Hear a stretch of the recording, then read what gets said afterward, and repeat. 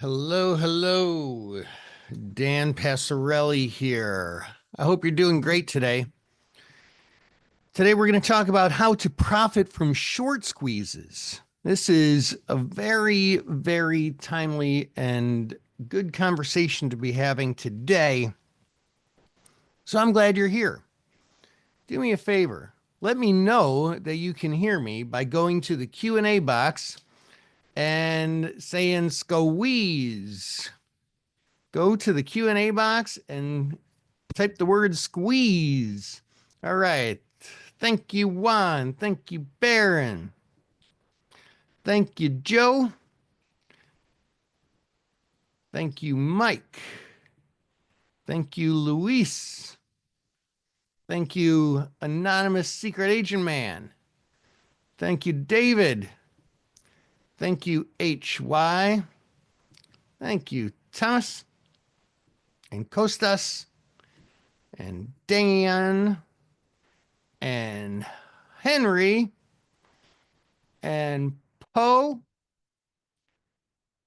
on Twain, Tom, Juan again, Richard. Oh my gosh, the whole gang's here. This is really wonderful stuff. I love it. I love it. I love it. Now, before we get started, I need to point out options are not for everyone. Please read characteristics and risks of standardized options before trading. Get a copy of that by emailing investor services at theocc.com. Don't trade with money you're not prepared to lose. And everything we're talking about here today is generalized information, not specific to your specific situation. Hold on a second. Just lifted my desk up and a cord got stuck under there. Oh my goodness. Crazy, crazy, crazy. Okay. Not specific to your situation. All right. Henry, you're welcome. Luis says, how do you find a short squeeze in a stock? Luis, you are in the right place at the right time, babe. That is just what we're talking about today, as the title of the presentation indicates. So pay attention, sit tight, and get excited. Henry, you're welcome. Now, I see some very familiar names here. Goodness gracious. Old friends, market taker family members, but I see some new names here. So for those of you who are not yet quite familiar with me, then let me introduce myself. Hey, Hank Joe is here. How are you, my friend?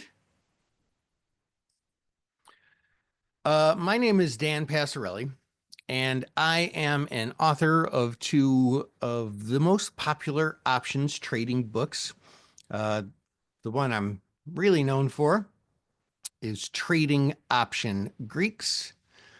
It has been rated one of the top 5 options books written, which I am very humbly honored to have had a few people actually put them in their top 5s. And I write lots of articles. I write on Substack. I put out daily videos, do webinars. I am a crazy person with all the information I put out there in the world. And I also trade every day. That's right. I trade every day. I used to trade professionally on the floor of the Chicago Board Options Exchange, and now I trade in a retail account just like you. And I am the president, CEO, and founder of Market Taker Mentoring, which is the global leader in option trader education. And I am a trading industry collaborator. I work with lots of good people in the options industry. options-friendly brokers like Firstrade, as well as most, if not all, of the options exchanges in the world. I've had some hand in working with, or at least talking with and expressing, giving some advice type scenarios. So I've been around the block there, been around the world there. And I'm a family man. That is one of the things that I do outside of trading. I've got my wife, Kathleen, who, well, I guess that's kind of part of trading in a way. She runs operations here at Market Taker. So if you're a Market Taker student trader, which I know many of you are, Hing Cho, you're familiar with Kathleen. She's probably sent you an email or two. And then I have my two adult children as well, who are for the very moment living with us, but they're both about to move out in a couple of weeks. And my two little tiny cute dogs, a Yorkie and a Morkie. And I do other things for fun besides trading and all that. I run. I was out running this morning, bright and early, just after civil twilight. I am a foodie, which is why I have to run. And I and my family enjoy traveling. I've also traveled a lot, obviously, through Market Taker. We're a musical family. I like gardening. Yeah, I do a whole bunch of stuff. But today, you know what I'm doing? Today, I'm talking about short squeezes. Short squeezes are a pretty potentially powerful way to make money. And I kind of want to predicate this. So let me ask you a question. I'm going to take a little poll, a little survey here. What if I could tell you, and this is a hypothetical question here, okay? Don't get like too excited here. But I do want you to answer the question. What if I were to tell you a trade idea that would make money 98% of the time? Would you be interested in hearing about it? And would you want to trade it? So those are two questions. Give me two answers. One, would you be interested in hearing about it? Two, would you want to trade it?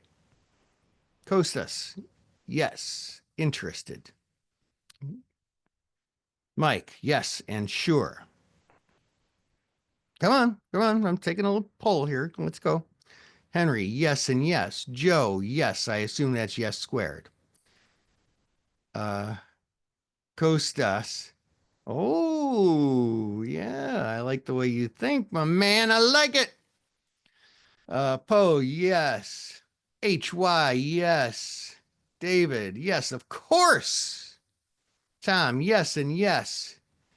Johnny, yes. Luis, yes, my friend. All right. Well, anonymous secret agent man, yes and yes. Maybe also consider the downside of the trade. Ken says yes. Costas had a two-part answer. Yes, wants to hear about it, but says for trading, it depends on the losses in the other 2%. Well, that's interesting. What if, for all of you who said, yes, I would like to trade it, what if that 98% of the time you make $1 and the 2% of the time you lose $50,000? Still want to trade that? I think the answer is no. The answer should be no, unless you're just planning on making 10 trades and hoping you don't hit the bad 2%. Mike says reconsidering. Good. I'm glad you're reconsidering, man. Because it's not just the chances of winning. It's the payout structure that goes along with it. It's risk reward versus payout structure. We're conditioned to think risk versus reward, but that's a single unit, the risk versus reward. We take that unit and weigh that against the payout structure. Well, today, friends, I'm not going to talk about a trade that makes money 98% of the time. I'm going to talk about a trade that might make money 20% of the time, maybe 15% of the time, maybe 10% of the time. Oh my gosh, that sounds like a terrible trade, doesn't it? Dan, are you crazy? Did you wake up with, your head in a fog today? Why would you give us a trade that loses more often than it wins? I don't want to trade that, would I? We'd want to weigh that against the payout structure, wouldn't we? What if every time you lose, well, you sometimes scratch, you break even, sometimes lose a nickel or a dime, maybe 20 cents. But when you win, you might make $5, $10, $1, 25 cents. What if you could have these very disproportionately high gains, these home runs, even though you strike out a bit? Babe Ruth, noted as one of the best baseball players that ever lived. I think he still is, isn't he? He had more strikeouts than anybody else at one time. At that exact same time, he also had more home runs than anybody else. This is what we're going to talk about today. It's not for the faint of heart. It is for the disciplined. And it is for traders who want a strategy that over time can have an edge to it and can potentially produce very profitable results. Now, I want to do something nice for you, like I always try to do every time I give a Firstrade presentation. Here's what I want to give you. I want to give you a free gift. All you have to do is go to markettaker.com/squeeze. That's markettaker.com/squeeze. 2 T's in a row in Market Taker. Market as in stock market, taker as in take what is rightfully yours. 2 T's in a row. /squeeze. And you're going to get this free strategy guide on how to identify and trade short squeeze stocks. Now, that doesn't mean you can leave. That is designed to accompany everything we're talking about today. I want you to have this. You can print it out if you want. You like cutting down trees, you print it out. Print it out 50 times if you want. Ink costs a lot, so I don't recommend you do that. Or you could just save the PDF and look at it electronically and save aforementioned trees. All right, so definitely grab that. And when you do, afterwards, I'll send you an email that enables you to attend still another free training on short squeezes and move forward with it after that. All right, so what are we talking about here? What is a short squeeze? Well, in order to understand a short squeeze, you must understand what short selling a stock is. Short selling or shorting is when a trader borrows shares of a stock and then sells them to someone else. That's kind of a crazy thing to do, isn't it? You borrow shares from somebody and then you sell them. Oh my gosh. What if the person wants their shares back? Well, that's why they call it short. You're going to have to get them back at some point. The way you make money is by buying the shares back later at a lower price than you sold them. If the stock goes down, you make money. If the stock goes up, well, let's talk about that. there are some risks involved in short selling. If the stock goes up, that's where you lose. And stock prices can theoretically go to infinity. Now, I've never seen a stock go to infinity. I keep hoping some of the ones in my IRA go to infinity, but they don't. Sometimes some of them go up pretty good, but none of them ever went to infinity. But nonetheless, over time, they can go up. There is no upward bounds. They can only fall to zero, but there's no upward bounds. And so when you borrow shares and then sell them to somebody else, you don't really pay for the share. In fact, you don't pay for the shares at all. In fact, because you're selling them, you get money for the shares that stays in your account. And you have to pay a small, usually small, sometimes big, but usually a small fee in order to, to borrow those shares, to short it. And so because it's not like a stock where you buy 100 shares at $100 a share. Okay, that's $10,000. That's the most I can lose. I pay $10,000. That's what I have at risk. If I'm short selling, because the stock can go up forever and I'm not paying, I'm just paying a small fee to short it. It's actually a very, very leveraged risk trade by nature. So we better know what we're doing if we're short selling. And I'm going to tell you something. Most short selling activities actually don't make money. They don't. And in fact, some of them can lose money pretty good. So why would we want to short sell? I'm not talking about short selling. I'm talking about taking advantage of short sellers. I'm talking about something called a short squeeze. A short squeeze is when a lot of the outstanding shares, what we call the float of a company, are shorted. Now, this could be mostly all by one trader, or it could be by many traders. What we want to do is we want to look for stocks that have a high short interest, meaning a big percentage of the float has been shorted.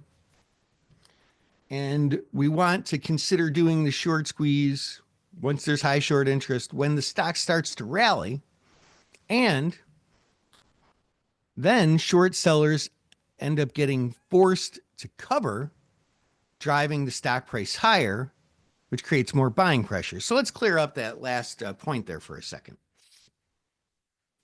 Let's say that I am a hedge fund that shorts stocks, okay? Or just some big trader who shorts stocks. Now, hedge funds or even big traders, they're not like, you think back to the industrial age, robber barons, walking around like Mr. Moneybags from the Monopoly board with the cigar, big belly, pocket watch, connected in his vest.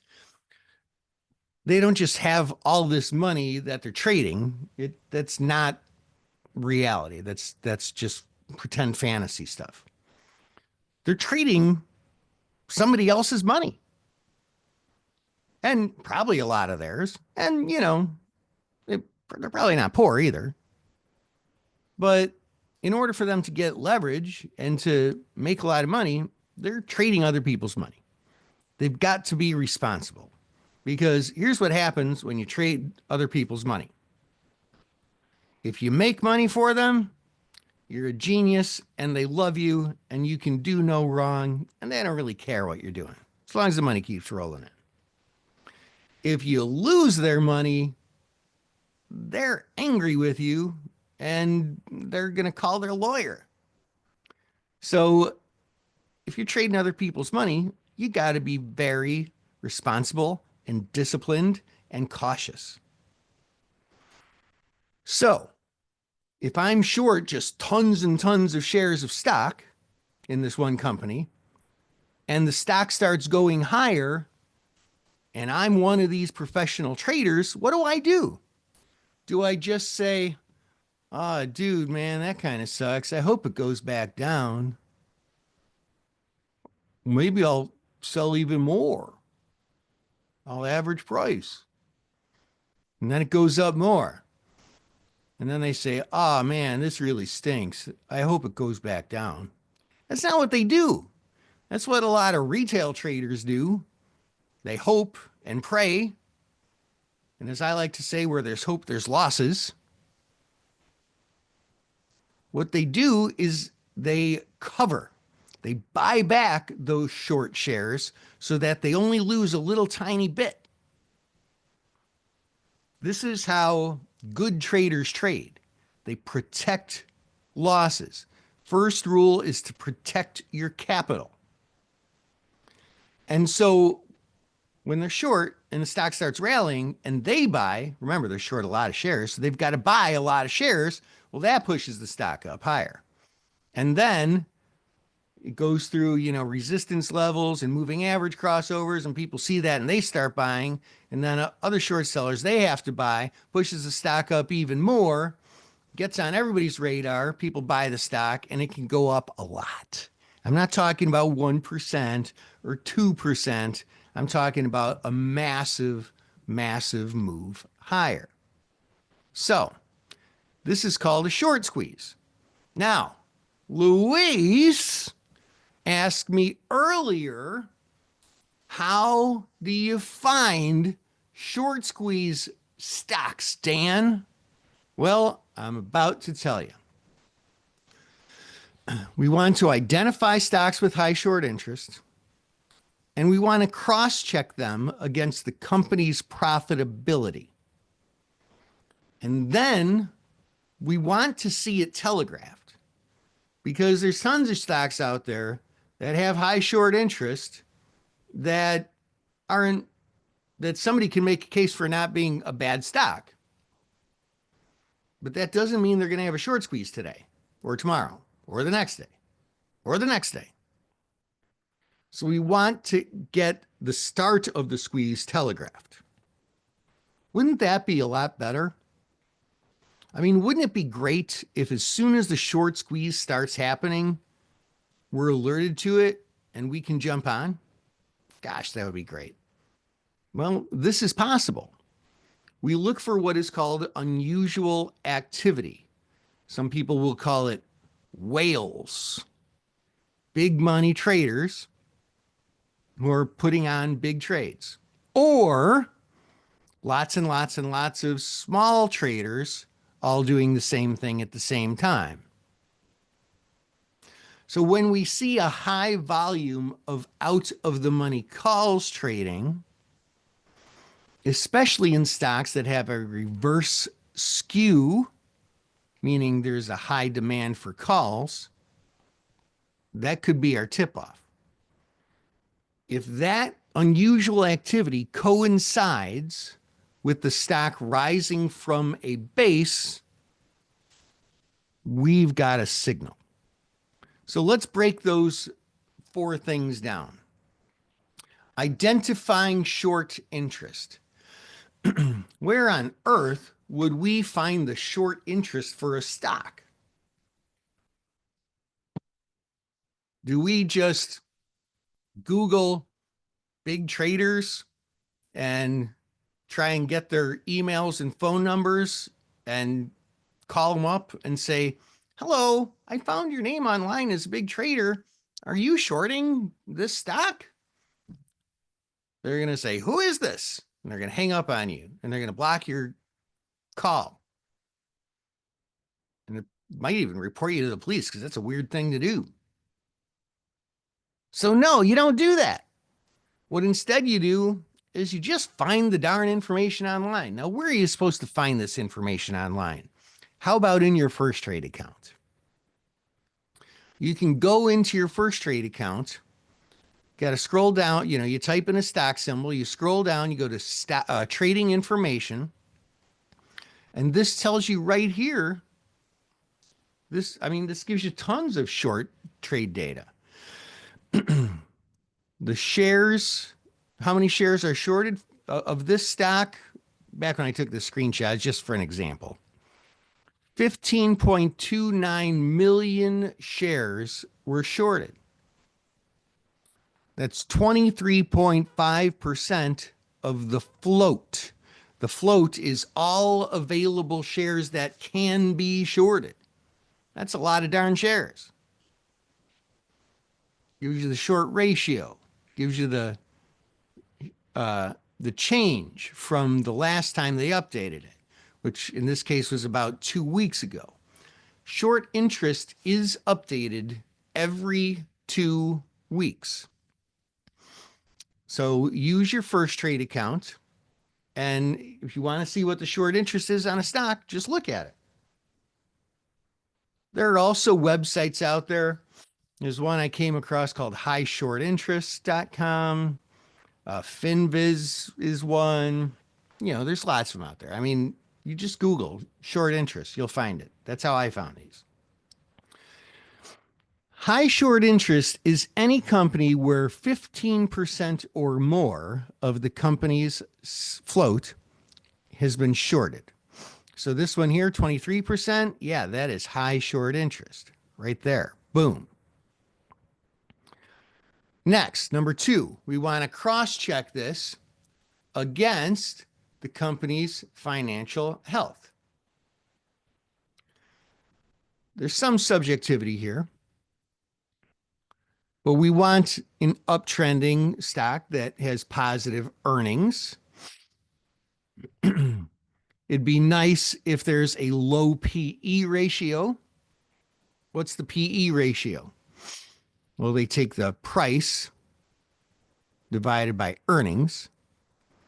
So the price of the stock right now divided by the trailing 12 months or TTM earnings. That's the last 4 quarters all added together. And if that's under like 15, you know, it's pretty low. It's not necessarily an overpriced stock by that metric. There are other metrics. Price to cash flow, price to book, price to sales. We definitely want to see a positive cash flow per share. So if that says NA, because remember, you can't have a negative number in the bottom part of a fraction, denominator. So as long as that's a value in price to cash flow, you're good. It means they are actually making money. Free cash flow is a very useful number to look at as well. You can look at it per share. You can just look at it. You can divide it by the market cap. Free cash flow is the cash flow that's not like from selling new shares or borrowing money. It's, well, actually, free cash flow is just general, I guess. Operating cash flow is another thing you might want to look at. All right. So unusual activity. I said we want to look at a high call volume. Why calls? Why not puts? Because if people are buying a bunch of calls, they're doing it because they're thinking that a short squeeze is going to happen. Not to mention, traders buying calls actually helps a short squeeze to happen. Holy cow, how does that even work? We got to talk about this. So when you're looking at the volume of calls trading, first of all, we want to see high call volume. Now, what is high call volume? Well, it's relative, right? There's volume and there's open interest. Who can tell me the difference between volume and open interest? Who can tell me the difference between volume and open interest? I am curious. Inquiring minds want to know. And, just give it to me in like as few words as possible. I'm not looking for like a white paper on it or anything. Come on. Do I have to bribe you? I might bribe you. I'd rather you somebody just answers. Joe, boom, right out of the gate. Volume is today. Open interest is swung overnight. Yes. Yes. So volume, every day, the volume starts at 0. And if somebody buys, say, 10 of these calls, the volume is now 10. Or sells 10 of these calls. It doesn't matter. Because for every buyer, there's a seller, right? Somebody who's buying is buying from someone who is selling to them. There's two parties in the transaction. And then it just adds up all day long. And at the end of the day, it's what it is. And then at some point overnight, at midnight or whenever they do it, they reset volume back to 0. And the next day it starts at 0 and tick, tick, tick, tick, tick goes up all day. Open interest is the number of options that have been created. So that's overnight. In fact, I mean, it's over as many nights as they're open. It's a running total. So let's say today, Joe buys 10 of the WXYZ September 50 calls from Barron. Bing, volume is now 10. Open interest doesn't change during the day. That gets updated every morning. It reflects the changes from the other day. So open interest is still probably 0. Now the next day, volume resets. But open interest is 10. Now that's assuming that no one else traded anything in there, right? So yeah, open interest then would be 10 because Joe still owns the call, the 10 calls. Barron is still short the 10 calls. And so, yeah, open interest is still 10. Those 10 contracts still exist. Now, what if the stock goes up and Joe decides to sell those calls? Well, he's going to sell those calls, but maybe he sells those calls to Luis. Well, Barron's still short him. He just flipped him to Luis. Those 10 calls are still open. But what if later Luis sells them and Barron buys them the same day? Well, then those contracts are closed. So that's volume and open interest. Now, if you're looking at a stock like Apple, which no one has enough money to short a big amount of the float in Apple because there's just way too big of a market cap. But if you look at the open interest in Apple, there might be thousands, tens of thousands, maybe even hundreds of thousands of trades of open interest contracts per strike. But if you look at like a smaller stock, because the smaller the market cap, the better. You want what they call low float stocks. If in one of these low float stocks, you look at their open interest per option, there might be hundreds or thousands only. So if the volume is greater than the open interest in a few of the strikes, that means, that's high volume. And that brings us to the next point and something that Kostas is asking. Actually, there's one step before answering your question, Kostas. We want only opening transactions. If I bought 100 calls today, well, let's say I bought 1,000 calls today. And like 3 weeks later, you're looking and you see, oh my gosh, 1,000 calls traded. That means somebody must be buying. Well, no, that was me selling it, and it was just the market maker absorbing the order. Market maker is going to hedge the delta. They don't care if the stock goes up or down. So you don't want to just see only volume. You want to see volume that is greater than the open interest. Because if it's greater than the open interest, that's how you know that it's an opening transaction. You also want to see, and this is the answer. The closest question is this. It says, so how do you identify bullish trades? I.e., for every bullish buyer of calls, there's a bearish seller of calls. Can you call those trades bearish also? So let's say you're in your first trade. Here, let's pull this up here. First trade,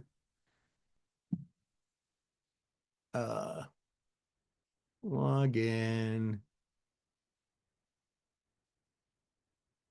Come on, baby. Okay.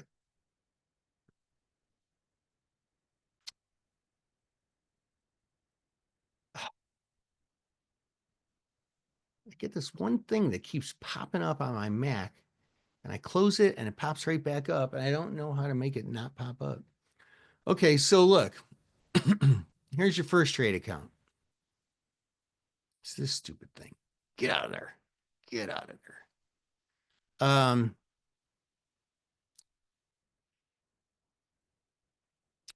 Let's say options. Um, and let me look up something here on my other screen.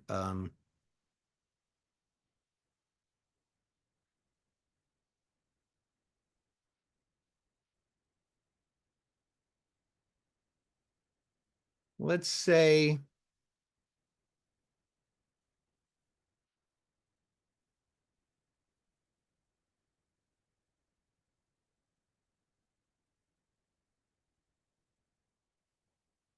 woof.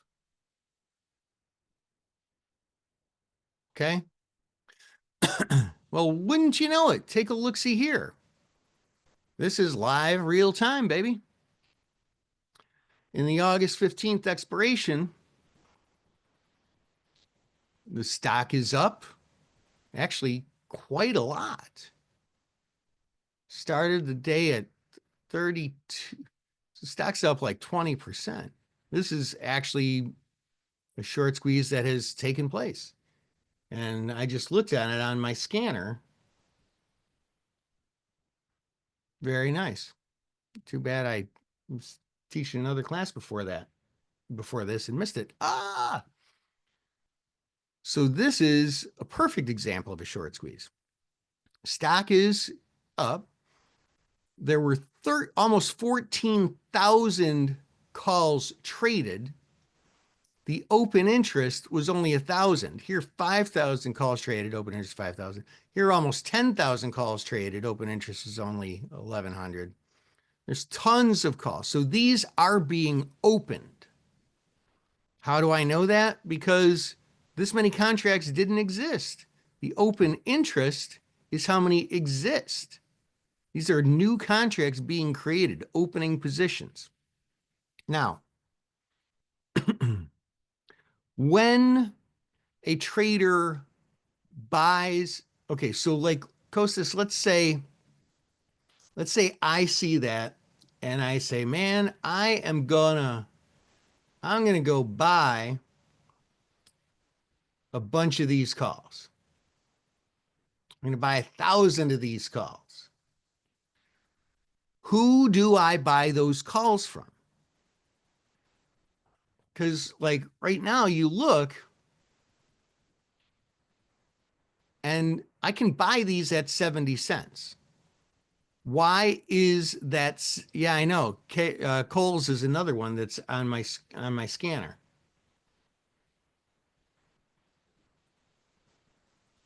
RKT is as well. It was a good day for short squeezes. Why is that 70 cents there? Well, look, Firstrade shows that you can buy them at 70 cents.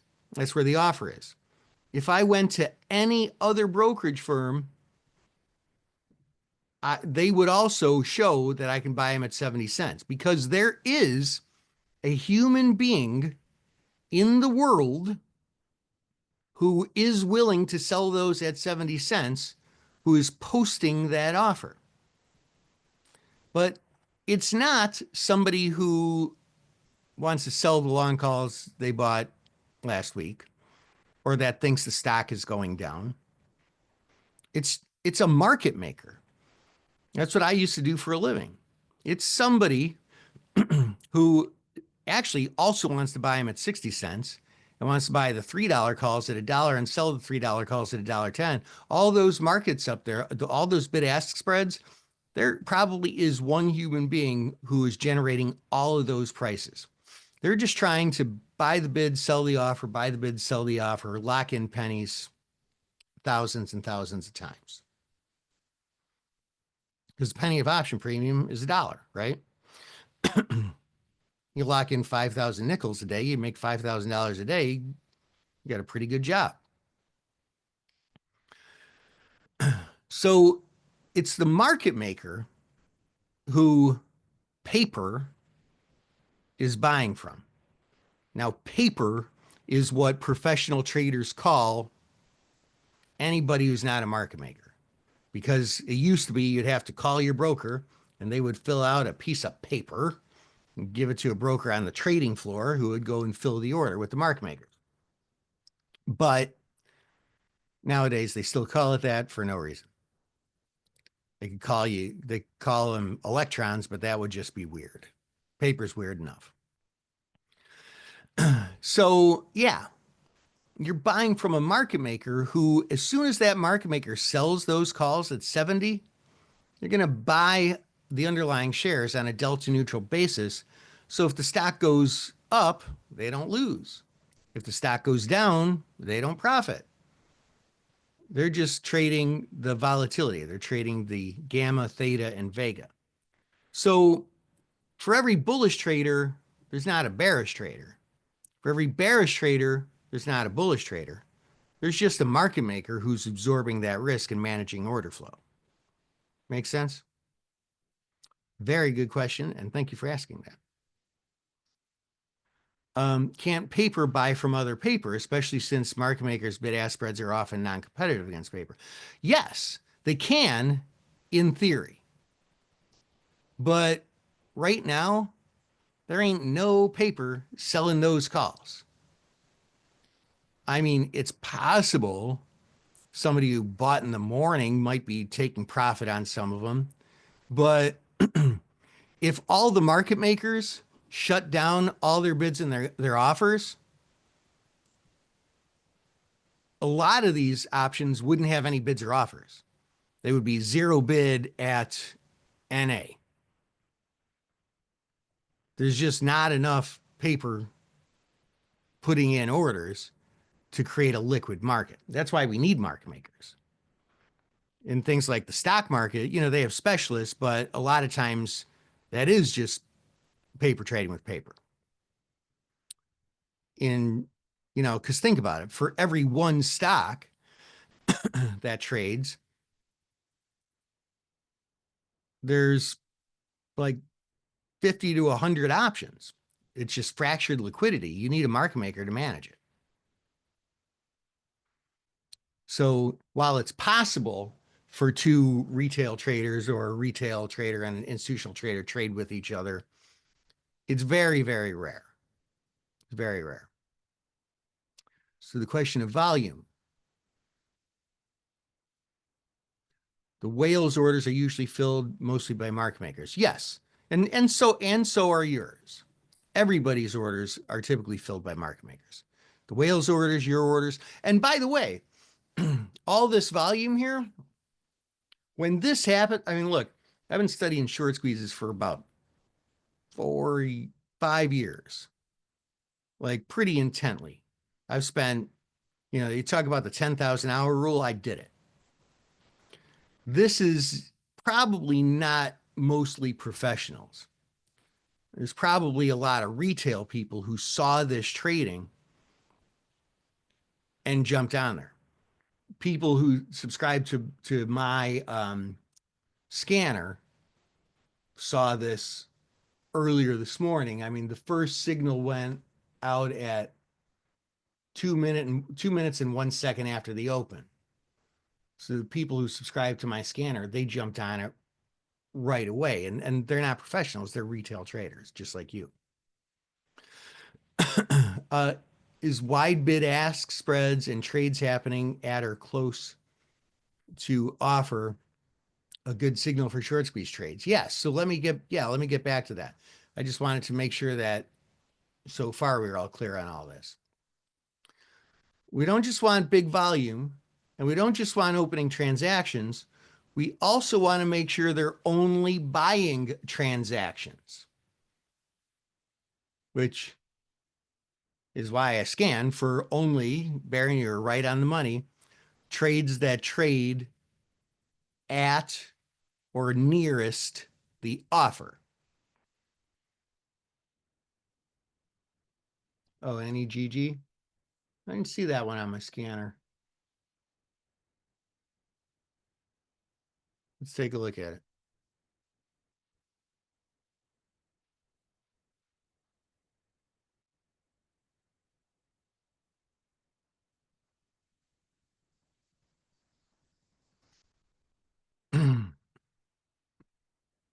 Something weird's going on here. Price is 30.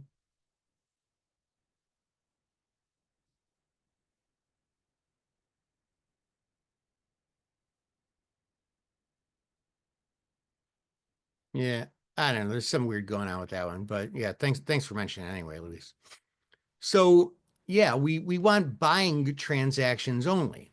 So if it, like when you buy, and here, let's pull this back up here.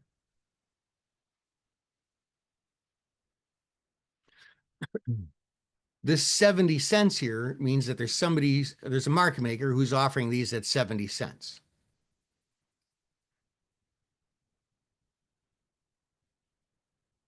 If you put in a bid to buy it at 60, you're not going to get filled. The entire world is trying to buy those at 60. There are 2,838 contracts bid at 60 cents. If you put in a 65-cent bid, you're probably not going to get filled here because there's only 14 contracts offered at 70. If you put in a 70 bid, you're going to get filled and you will have bought them. So, especially in these situations, you're going to have to trade at or very close to the offer. That's how we know it's a buy. But that's not even enough either. We want only outright transactions. That means not part of a spread. Because if we see, like, let's say, let's say it's not something like this. It's, what would be a good stock to look at? How about,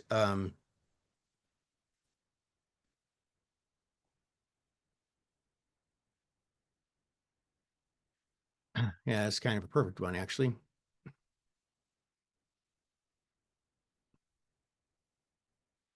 Here in NLY,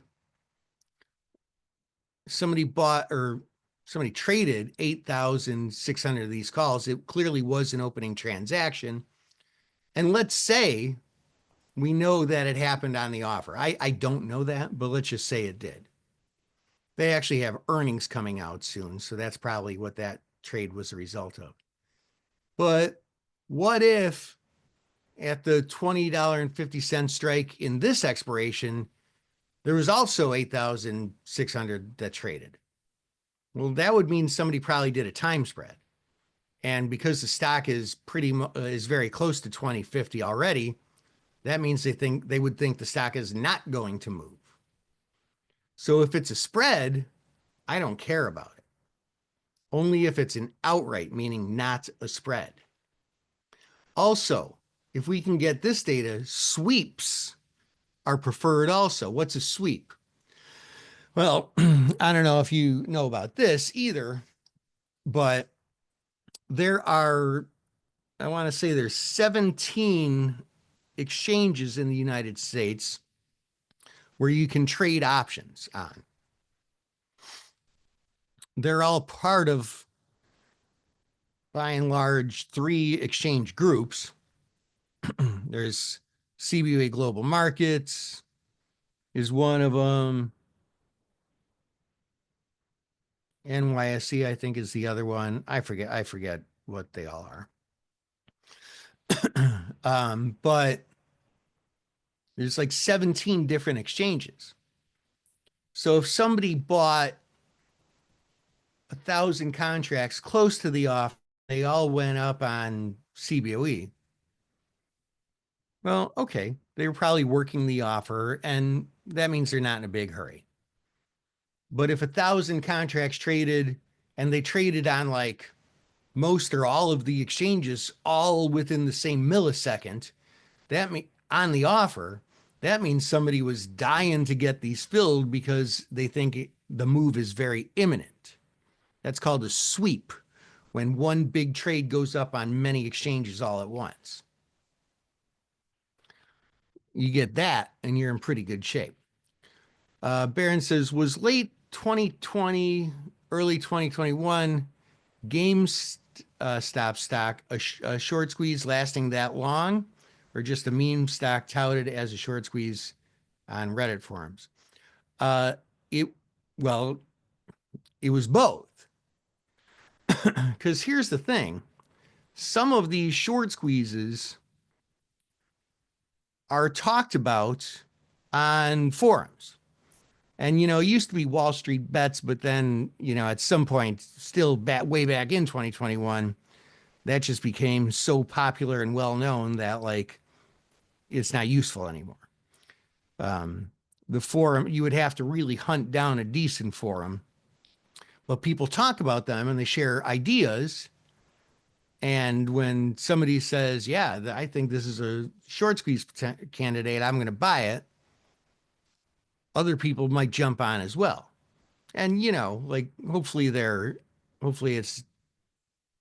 not colluding, which is illegal in the markets. And hopefully they're not doing some pump and dump business. There's a whole lot of pitfalls you got to watch out for. But there are forums out there, and that's how you get all these little tiny retail orders that trigger the thing. And then on top of that, once all those orders go through, remember, there's people buying calls from market makers who are selling the calls. When market makers sell calls, they buy shares of stock. When anyone buys lots of shares of stock, what does that do to the price? It pushes the price higher still. And that is a gamma squeeze that exacerbates short squeezes. Now, when all this stuff happens at the same time that the stock is rising, then that's a big deal. Like here, there was a base establishing. A base is where like a guy that I work with, John Seguin, calls it coiling, where a stock will run up or run down, and then it'll just kind of trade sideways for like, it was about a good three weeks. This is a base. But then once, here it's starting to run. Here it's starting to run really. And if there's a bunch of calls being traded on this day and or this day, whoops, that would be a buy. So you really need to get in at the right time, right when this is happening. The strategy. When we trade these, we're going to have more losing trades than winning trades. Oh, well, I'm not doing that. I don't want more losing trades. I want more winning trades. That's okay. Go trade credit spreads. This is not strategy for you then. This, you will have more losers, but they should be break evens or small losses if you're managing your position properly, with some decent wins, some big wins, and a few huge wins. Like here was another example. This here we had kind of a base being established for a while here. I mean, this was in about like the 12% range, so it's not like total base, but then boom, on huge volume, huge jump, calls being bought, boom, there's your short squeeze. Um, Oscar says, how do you recognize sweeps? Well, you got to get decent data. And I'll hold that thought. I'll tell you how to get it in a second. What's possible trading short squeezes? Highly leveraged profits resulting from huge up moves in the stock. And you can frequently find trades. I mean, hitting my scanner today, Woof, Coles, uh, Rockets, maybe that should, they're not all short squeezes, but uh, how does Rocket look today?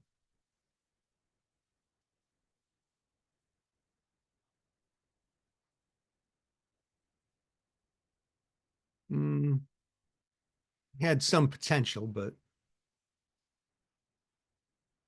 Coles, a couple others, but I don't want to go through all of them. So highly leveraged profits result. You can frequently find these trades, and they're very, very to easily manage risk. Is open done or still room to go? Are you talking about the stock open? Is that the stock symbol? Or are you asking? Flesh that out a little bit for me there, Joe. Oh, the stock symbol? I don't know. I don't see that one on my scanner.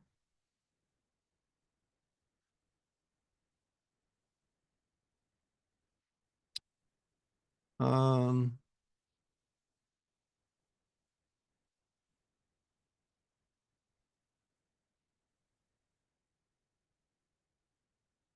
Wait a minute.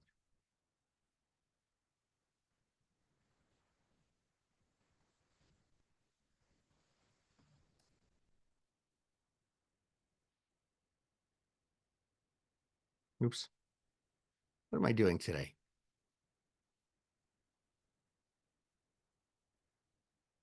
There we go.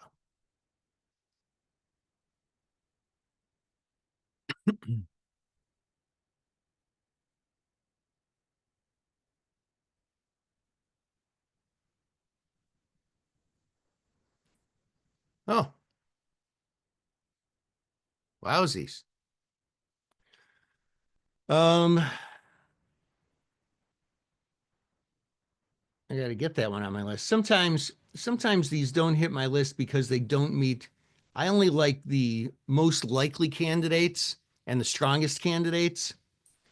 Um, and sometimes if the stock is not making money, it doesn't show up on my list because they're less, they're possible candidates, but um,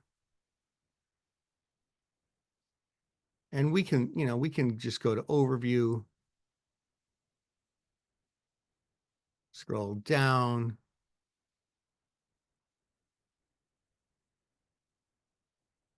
21% of shares are shorted.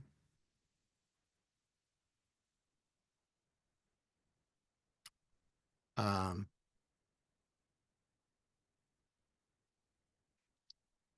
I mean, looking at revenue growth. Hmm. Well, I don't know. Usually when they get to that big final push, it's done. But I don't know. Very good that you found it. Very good that you found it, Joe.